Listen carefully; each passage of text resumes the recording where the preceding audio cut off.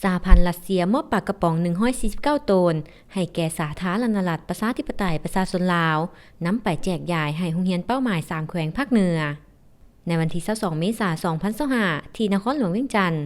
องค์การอาหารโลกแห่งองค์การสหประชาชาติได้สนองการช่วยเหลือปลากระป๋องที่นำเข้าจากสหพันธ์รัสเซียจำนวน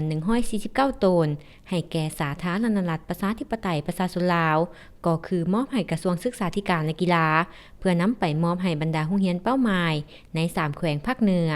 โดยเป็นเกียรติมอบของทานวลาดิเมียร์กาลินินเอกอัครราชทูตแห่งสหพันธ์รัสเซียประจำลาวและรับโดยทานรองศาสตราจารย์ปริญญาเอกพุทธิมารวงศ์รัฐมนตรีกระทรวงศึกษาธิการและกีฬามีท่านมาร์คอันเดโปสตั้งหน้าองค์การอาหารโลกประจำลาวพร้อมด้วยคณะรับผิดชอบเวียกงานเกี่ยวข้องเข้าร่วมสำหรับอาหารช่วยเหลือดังกล่าวจะถูกนำใส่เข้าในการปรุงแต่งอาหารเที่ยงให้แก่นักเรียนชั้นประถมและเตรียมประถมจำนวน 50,000 คนใน13เมืองที่ยังมีความท้าทายทางด้านเสบียงอาหารในภาคเหนือของสปป.ลาวซึ่งเป็นส่วนหนึ่งของแผนงานส่งเสริมอาหารเที่ยงในโรงเรียนในการขนส่งตู้คอนเทนเนอร์7ตู้ที่บรรจุปลาซาดินหลายกว่า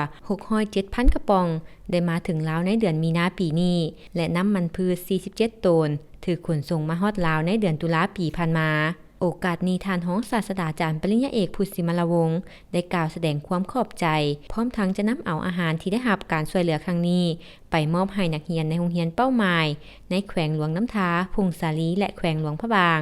จำนวน 50,000 คนเพื่อนำไปปรุงแต่งเป็นอาหารเที่ยงให้นักเรียนได้กินอาหารอยู่ในโรงเรียนอย่างทั่วถึง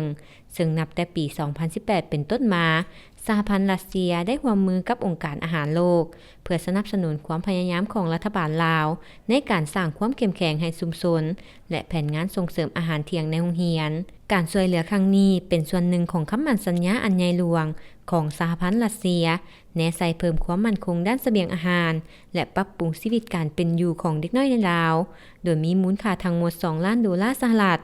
ทั้งนี้สหพันธ์รัสเซียได้ให้การสืบต่อสนับสนุนเวียกงานอาหารเที่ยงในโรงเรียนซึ่งเป็นขีดหมายการร่วมมืออย่างต่อเนื่องกับสาธารณรัฐประชาธิปไตยประชาชนลาว